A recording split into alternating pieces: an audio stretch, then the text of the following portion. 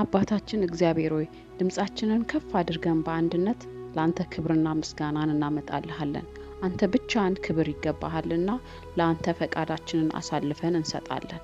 አንተ በሚታየውም በማይታየውም ነገር ላይ ሉዓላዊ አምላክ ነህ። አንተ የነገስታት ንጉስ የጌቶችም ጌታ ነህ። ጌታ ሆይ የኔንና የወዳጆቼን ህይወት ለአንተ መለኮታዊ ምሪትና ጥበብ እናስገዛለን። ጌታ ሆይ የኃጥአን ክፋት ይጥፋ ጻድቁን ግን አቅና ተብሎ እንደተጻፈ በጣፈንታችን ላይ የሚነሳ ክፉ ስራ ሁሉ እንዲፈርስ እንጸልያለን።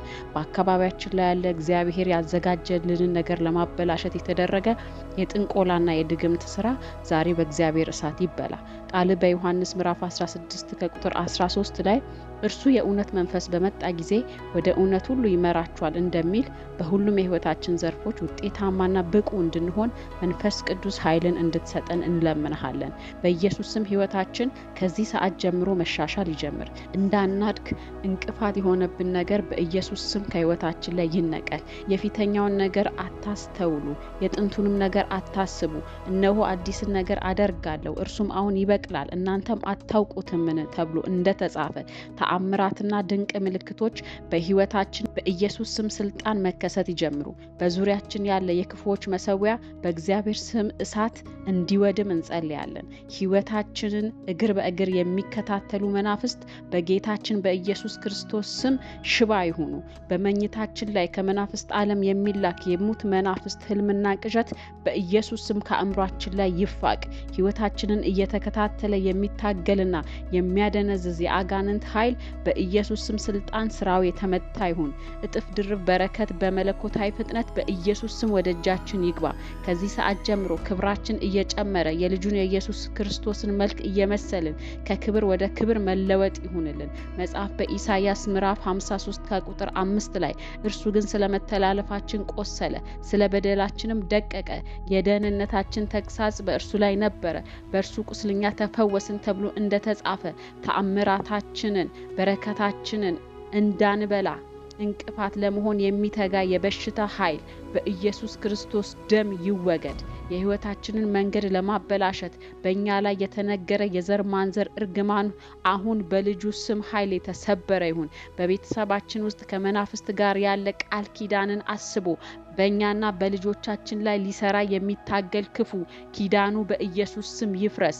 በረከታችንን ይዞ የተቀመጠ ማንኛውም ጠንካራ ነኝ የሚል ኃይል በኃይለኛው በእግዚአብሔር እሳት የተቃጠለ ይሁን። በነጻነት ልንኖር ክርስቶስ ነጻ አወጣን ተብሎ እንደተጻፈ የትኛውም ከቤተሰብ የመጣ ኃጢአትና ውድቀት ባሪያ አድርጎ አያስቀረንም። ከእስራትና ከተጽዕኖ በኢየሱስ ስም ነጻ መውጣት ይሁንልን። በጠላት የተወሰደብን ምርኮ በኢየሱስ ስም ይመለስ። ወደፊት እንዳንራመድ አስሮ የያዘ አዘግይ የጨለማ መንፈስ በኢየሱስ ስም የተመታ ይሁን። ህይወታችንን የሚገድብ ድንዛዜን የሚረጭ ወደ ኋላ የሚጎትት መንፈስ በኢየሱስ ስም ስልጣን ስራው ይፍረስ። መጽሐፍ በመዝሙር ምዕራፍ 37 ከቁጥር 24 ላይ ሲናገር ቢወድቅም ለድንጋጤ አይጣልም፣ እግዚአብሔር እጁን ይዞ ይደግፈዋልና እንደሚል በህይወታችን የሚደጋገም የመውደቅና የመነሳት አዙሪት ዛሬ በኢየሱስ ስም ኃይል ፍጻሜውን ያግኝ። ቃል ሲናገር ጉዳቱ በራሱ ይመለሳል፣ አመጻውን በአናቱ ላይ ትወርዳለች እንደሚል በእኛ ላይ የተወረወረ ክፉ ቀስት በኢየሱስ ስም ወደ መጣበት ይመለስ። ጠላቶቻችን ከእግዚአብሔር ስም ጉልበት የተነሳ የተሸነፉ ይሁኑ።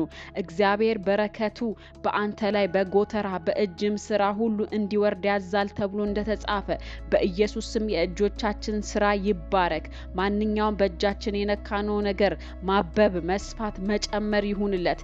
የሰማይ አባት እግዚአብሔር ሆይ የህይወታችንን እድገት ለማደናቀፍ የወጣ ኃይል በኢየሱስ ስም የተመታ ይሁን። ብርሃንህ በዙሪያችን እንዲበራ እንጸልያለን። አባት እግዚአብሔር ሆይ የህይወታችንን እቅድ አንተ ባልከው መሰረት እንድንመራ ቅዱስ መንፈስህን ስጠን። የአንተ መንፈስ በኑራችን የሚያስፈልገንን ጥበብን ማስተዋልን ይስጠን። በህይወታችን በጠላት የተያዘ በረከት ፈጥኖ እጃችን እንዲገባ በኢየሱስ ስም አዘዝን። የኛ የሆኑ በረከቶች ሁሉም በኢየሱስ ስም ይለቀቁ። ጌታ ሆይ ከአንተ መለኮታዊ የሆነ መነካት እንዲሆንና ከዚህም የተነሳ ተአምራቶች ድንቅ የሆኑ ምልክቶች በህይወታችን መታየት ይጀምሩ። በኢየሱስ ስም ማንም ሊዘጋው የማይችለው የበረከት በር አሁን ይከፈት። አሁን በዚህ ሰዓት ጌታ ሆይ በሞገስ በተትረፈረፈ ህይወት መውጣት ይሁንልን። በህይወታችን ላይ የአንተ ዓላማ መፈጸም ይጀምር። መለኮታዊ የሆነ ፍጥነት በህይወታችን ላይ ይሁን። አንተ ያየህልን ትክክለኛ ማንነት በኢየሱስ ስም በክብር መገለጥ ይጀምር። በጠላት የተመታ ነገራችን ሁሉ በኢየሱስ ስም ይጠገን። በኢየሱስ ስም በሙላት መመላለስ ይሁንልን። ጌታ ሆይ ለለውጥ ለሙላት የተፈጠርን መሆናችንን ከኛ አልፎ በጠላት ይታወቅ። ጌታ እግዚአብሔር ሆይ በመንፈስ የሆነ እረፍት የማያቋርጥ እድገትና ለውጥ በህይወታችን ይሁን። ልዑል እግዚአብሔር ሆይ በሁሉ አመስግኑ ብለሃልና ለጸሎታችን ስለሰጠህን መልስና በህይወታችን ስላሳየው ታማኝነት እጅግ አድርገን እናመሰግናለን። በአንተ ዘንድ ሁሉ ስለሚቻልና ተአምራት በማድረግ ላይ ስላለ ተባረክ። በምትወደው በአንድ ልጅ በኢየሱስ ስም ጸለይን፣ አሜን።